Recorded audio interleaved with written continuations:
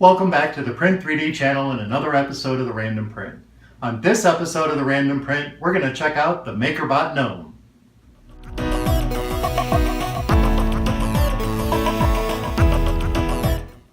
Welcome back, and thank you for joining me here on the Random Print.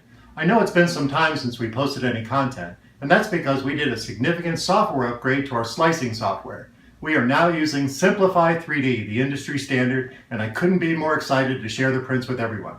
But for today's episode of the Random Print, we're going to check out this MakerBot Gnome.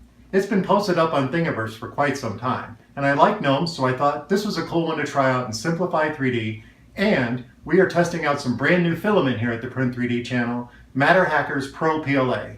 For this one, we're going to use their purple. I've done some testing and I ran a couple of personal projects, and now I'm excited to share with everybody here on the Print 3D channel some of the output from this new slicing software and some brand new filament. So let's head over to Thingiverse and download our model, slice it up in Simplify 3D, and get it ready for printing on the gMax 1.5 XT+. Alright, so here we are at Thingiverse. Here is the MakerBot Gnome by MakerBot.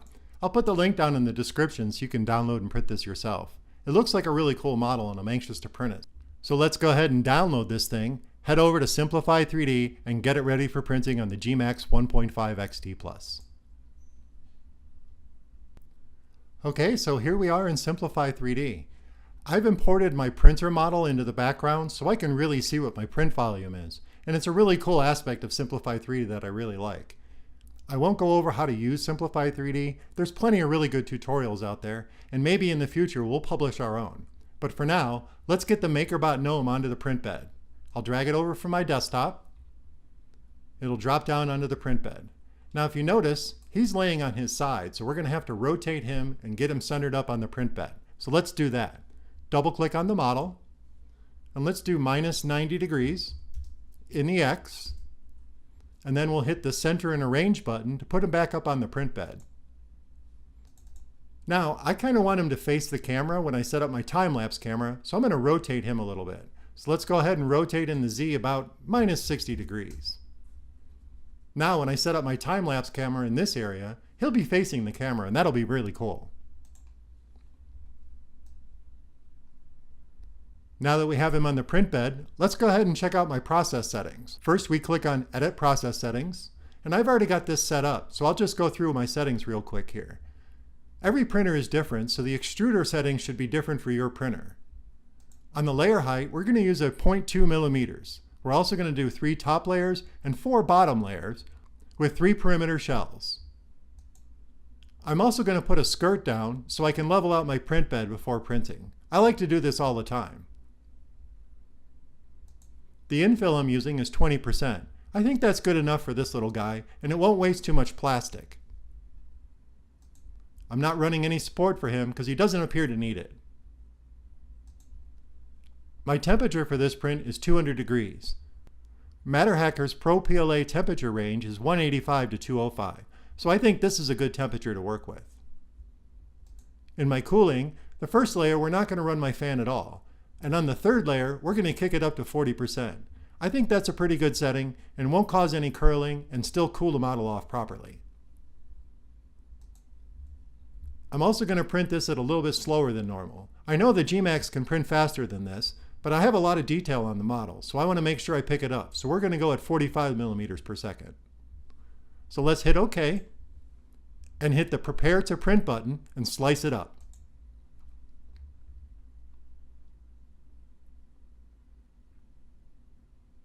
That didn't take long at all. This looks awesome. There's multiple ways to view your sliced model, and I'll show you a couple of them. I like to just show the build table and the feature type. If you hit this play button, it'll actually animate the printing, and it looks really cool. Check this out.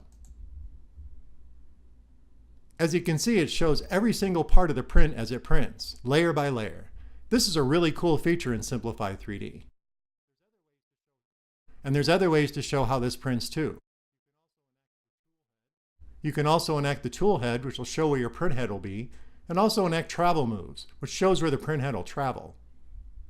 If we look over here in the top left corner, it gives you your build statistics. It says it'll print in about 4 hours and 32 minutes. I think that's a pretty conservative time. I've heard online that you can usually add 5 to 10% for this time, and that'll be your true printing time. But we'll see.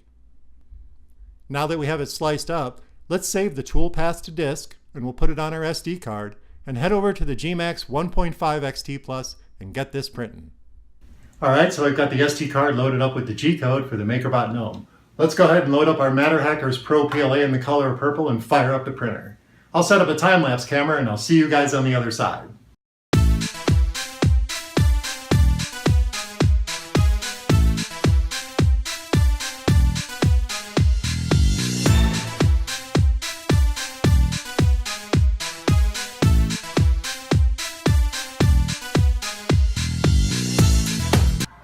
Okay, so the print is done. It took about 5 hours. Simplified 3D said about 4 hours and 32 minutes, so that's a pretty good calculation of time for printing. But either way, this print turned out awesome. I'll put some close-ups in at the end like I normally do. But everything is here. The detail of his beard, his little goggles. He's even got a little rocket backpack. It's so cool. And there is the MakerBot logo on the bottom. But either way, this turned out awesome. I'm really happy with MatterHackers PRO PLA. This color purple turned out awesome. I just purchased a couple other rolls of different colors, and I'm really excited to share some more content printed with the MatterHackers Filament. So thank you for joining me here on the Random Print.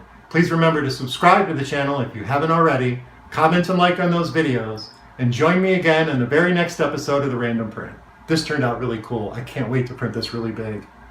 The little gnome.